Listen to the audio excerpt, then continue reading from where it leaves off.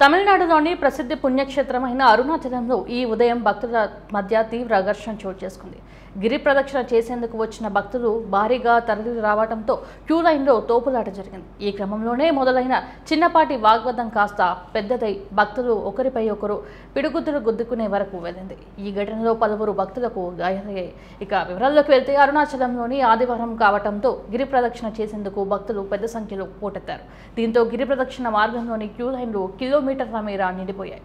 సుమారు 3 కిలోమీటర్లకు పైగా క్యూ లైన్లు ఉండటంతో గంటల తరబడి నిరీక్షించాల్సి రావటం భక్తుల్లో తీవ్ర అసహనం నెలకొంది. ఈ సమయంలో క్యూ లైన్లో ముందుకు వెళ్లే క్రమంలో భక్తుల మధ్య తోపులాట ప్రారంభమైంది. ఈ తోపులాట కాస్త మాట పెరిగి ఘర్షణకు దారితీసింది. కొందరు భక్తులు సహనం కోల్పోయి ఒకరినొకరు నెట్టుకున్నారు. పరిస్థితి మరింత ఉద్రిక్తంగా మారి ఒకరిపై ఒకరు దాడి చేసుకున్నారు. ఈ దాడిలో కొంతమంది భక్తులకు గాయాలయ్యాయి. గాయపడిన వారిని చికిత్స నిమిత్తం సమీపంలోని ఆసుపత్రికి తరలించారు.